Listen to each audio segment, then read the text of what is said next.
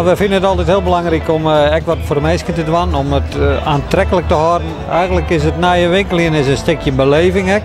Dus je wil er eigenlijk ook een stukje beleving om gaan. En net alleen nog maar verkeerpje, maar echt iets voor de mensen kunnen organiseren. Met een hapje, een drankje, een modeshow. En ik Manon Meijer zat je West.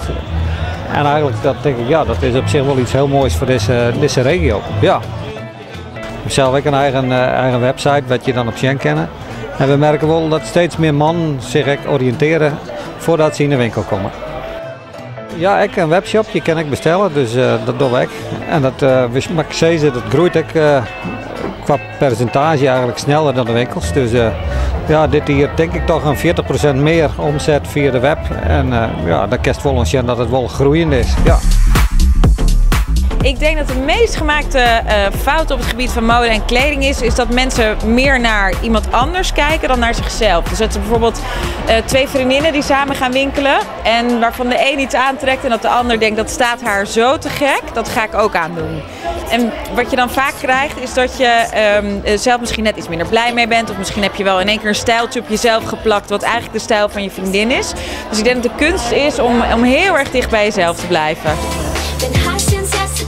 Ik vind het helemaal te gek als iemand een volledige eigen stijl heeft en zich eigenlijk niks aantrekt van mode, van trends. En ik denk dat dat in die end ook de kunst is van mode, of eigenlijk van kleding. Natuurlijk worden we elk seizoen overvoerd door nieuwe trends en nieuwe dingen. Maar ik denk dat het vooral heel erg belangrijk is dat je binnen die wirwar van dat hele grote mode en fashion aanbod, dat je gewoon echt je eigen stijl eruit pikt en gewoon in de loop van de tijd ook weet van hey, hier word ik knapper van, hier word ik leuker van, hier voel ik me lekker in.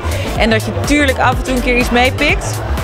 En ik denk dat hoe ouder je wordt, hoe meer je daarin groeit. En als je 15, 16 bent, is het natuurlijk heel verleidelijk om met alle winden mee te waaien. En dat moet denk ik ook om je eigen stijl goed te kunnen ontdekken. Maar op een gegeven moment is het denk ik wel heel sterk om gewoon te bedenken van dit ben ik. En dat pas ik eens in de zoveel tijd aan, omdat het weer beter bij mij past. Maar ik waai niet meer met alle winden mee.